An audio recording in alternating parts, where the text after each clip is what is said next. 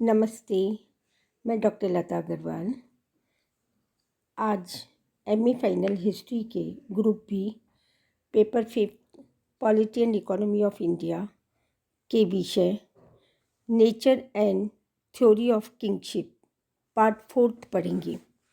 बच्चों, इसके पूर्व के वीडियो में हमने जो राजत्व के सिद्धांत थे सुल्तानों के, इल्तुतमिश, बलबन, खिलजी, लोदी सुल्तानों के, उनके बारे में अध्ययन किया। अब हम यह देखेंगे कि इन्होंने ऐसा करने से उनका क्या हुआ, क्यों उन्होंने कठोरता से राजत्व सिद्धांतों को लागू किया। उनकी सबसे महत्वपूर्ण समस्या थी उत्तर पश्चिमी सीमांत नीति। उत्तर पश्चिमी सीमांत नीति से तात्पर्य है कि उत्तर पश्चिम की ओर मंगोलों का प्रवेश होने लग गया था और उनके कारण राजनीतिक सत्ता को खतरा होने लगा। मंगोलों ने ख्वारिज्म के शाह को परास्त कर दिया था और ख्वारिज्म का राजकुमार जलालुद्दीन भागकर भारत की ओर सिंधु तट पर पहुंच गया। मंगोल नेता चंगेज खान उसका बराबर पीछा करता रहा और वह किसी भी समय भारत में प्रवेश कर उथल पुथल कर सकता था। यहाँ तक कि तुर्क सत्ता भी एक खतरे में पड़ सकती थी। मंगोलों के संभावित आक्रमण से दिल्ली सल्तनत को बचाने के लिए इल्तुतमिश ने जो नीति अपनाई वह उत्तर पश्चिमी सीमांत नीति कहलाई और यही उत्तर पश्चिमी सीमांत नीति बलबन ने भी अपने शासन में मंगोलों के बढ़ते हुए संकट से मुक्त होने के लिए उसने पहले राजत्व सिद्धांत को कठोरता से लागू करना प्रारंभ किया। इल्तुतमिश के समय से भारत पर मंगोल के आक्रमण होते रहे और इनका खतरा बढ़ जाने के कारण बलबन ने उत्तर पश्चिमी सीमांत नीति से मुक्ति पाने के लिए या उसे बचने के लिए उसने जो भी नीति अपनाई वह बहुत महत्वपूर्ण थी।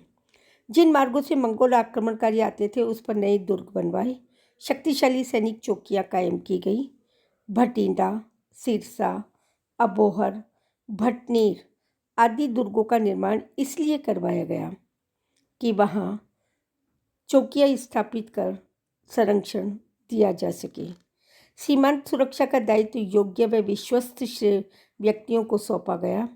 प्रारंभ में उसने अपने चचेरे भाई शेरखा को यह दायित्व दिया था, तो उसकी शूरवीरता से मंगोलों में आतंक पैदा हो गया और बाद में 1270 में यह दायित्व उसने अपने 2 पुत्र मोहम्मद खां और बुगरा खां को सौंप दिया।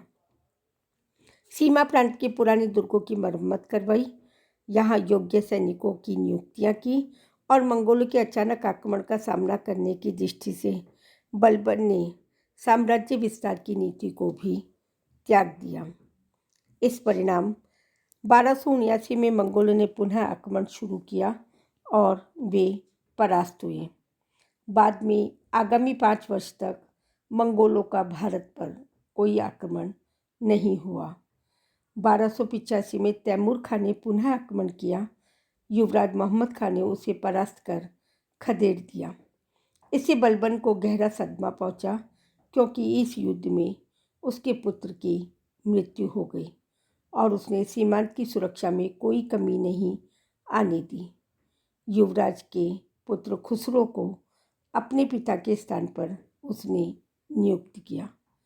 इस प्रकार हम देखते हैं कि इनके राजत्व के सिद्धांत भारत को विदेशी शक्तियों से संरक्षण देने में भी कामयाब रहे और राजत्व सिद्धांत को कठोरता से लागू करने पर ही चाहे इल्तुतमिश हो या फिर बलबन, इनका शासन या इनकी राजनीतिक सत्ता को संरक्षण प्राप्त हो सका।